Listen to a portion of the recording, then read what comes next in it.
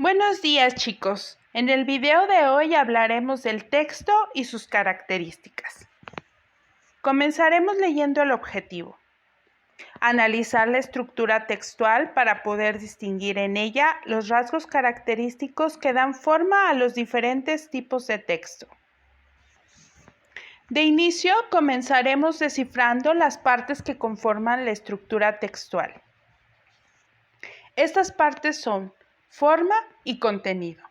Todo texto está formado por la manera en que está escrito, la letra, los elementos que se pueden ver a simple vista, y el contenido, es decir, el mensaje que nos quiere dar a conocer el autor del texto que estamos leyendo.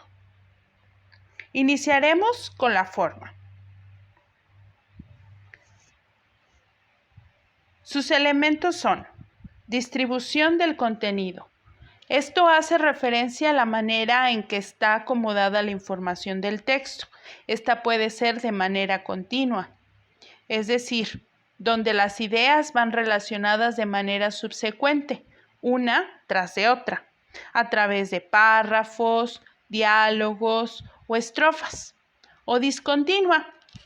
Esto es donde la información aparece estratégicamente en diversas partes del texto y su manera de lectura requiere una mayor demanda visual, como en los mapas conceptuales o en las gráficas. Otro elemento de la forma son los recursos paralingüísticos, que son aquellos elementos gráficos que acompañan al texto para darle mayor claridad, que pueden ser fotografías, ilustraciones, diagramas o gráficas. Asimismo, nos encontramos en el texto con distintas tipografías, como la letra cursiva, la negrita o el subrayado. Esta sirve para indicar conceptos importantes, como subrayar extranjerismos, ¿sí?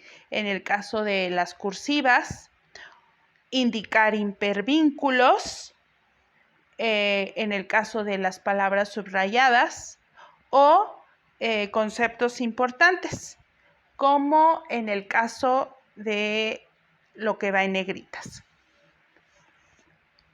Finalmente están las marcas discursivas, que son frases o palabras que nos dan indicios del tipo del texto al que nos enfrentamos.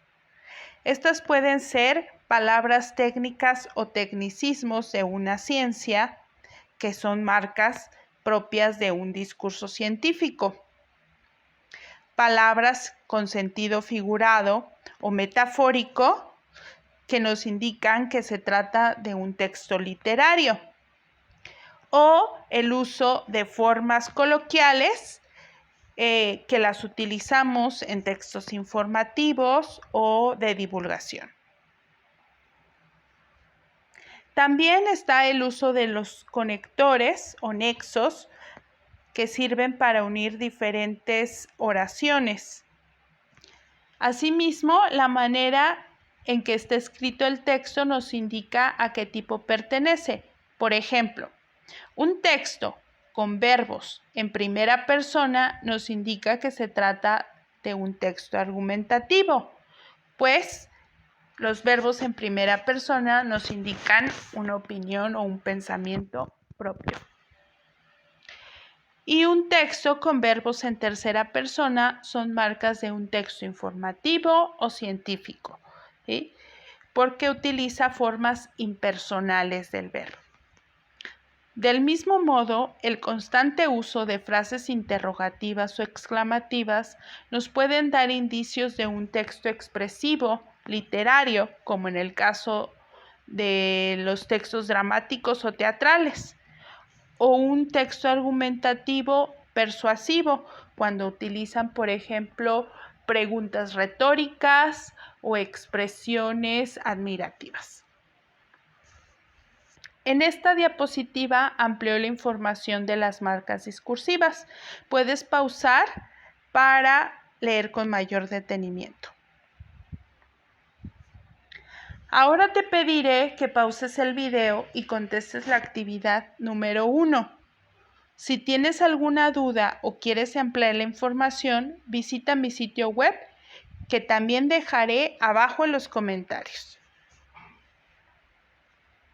Ahora veremos las partes referentes al contenido del texto. Para poder entender un poco más este punto, tendremos que recordar que todo texto realiza un proceso de comunicación y obviamente intervienen los elementos comunicativos, el emisor, receptor, etc. En donde el emisor es el autor de la información, que va a transmitir su información de manera objetiva, es decir, tal cual como es, sin meter su opinión, o de manera subjetiva, es decir, dando su punto de vista o dando la información de manera personal. Este emisor transmite su mensaje a un receptor, que va a ser el lector, el cual puede ser cualquier tipo de persona, es decir, el público general, o puede ser un especialista que conoce los mismos tecnicismos y es especializado. Todo esto a través de un canal, que es la escritura, utilizando para su fin un código, que es el español, ¿sí? Y todo esto en un contexto específico, o sea, dependiendo del tipo de texto, va a ser esta comunicación escrita. Así pues, el emisor o escritor siempre va a realizar el texto con una intención comunicativa, dependiendo del tipo de texto que esté escribiendo. Si, por ejemplo, lo que busca es hacer un texto informativo, su intención será informar. Asimismo, lo va a hacer con el texto científico. Si su intención es entretener, está realizando un texto literario. Pero si su intención es opinar y convencer, entonces lo estará haciendo a través de un texto argumentativo.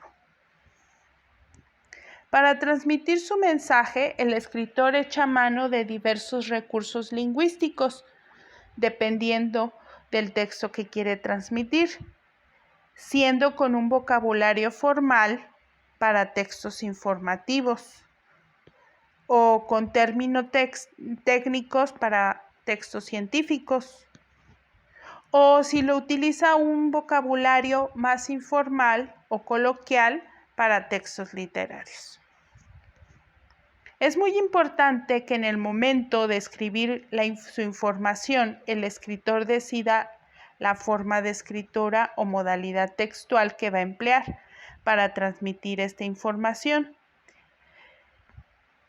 siendo la narrativa, descriptiva y expositiva especial para textos informativos y la argumentativa y expositiva para textos persuasivos.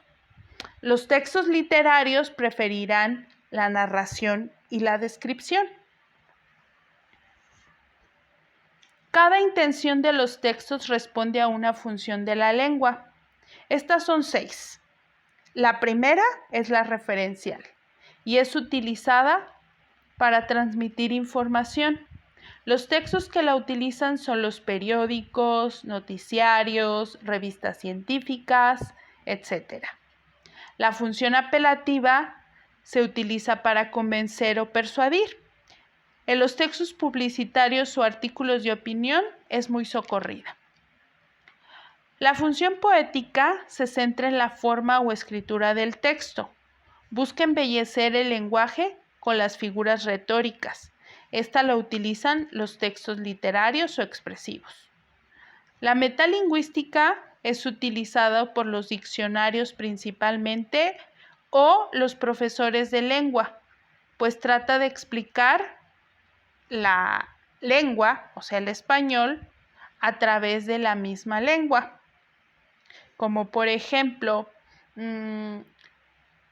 Perro significa animal cuadrúpedo. Estoy hablando de la lengua utilizando la misma lengua. La fática es utilizada para entablar conversaciones. Generalmente lo utilizamos para hablar por teléfono, ¿me oyes? O para ver si el interlocutor presta atención. ¿Me doy a explicar? Finalmente, la expresiva, como su nombre lo dice, ayuda al interlocutor a expresar sus emociones, como por ejemplo en la frase soy feliz. Existen dos maneras de utilizar la lengua, de manera denotativa, es decir, cuando utilizamos las palabras con el sentido literal o con el sentido de diccionario. Por ejemplo, con la palabra ojo, que significa órgano de vista. ¿Sí? Me duele el ojo.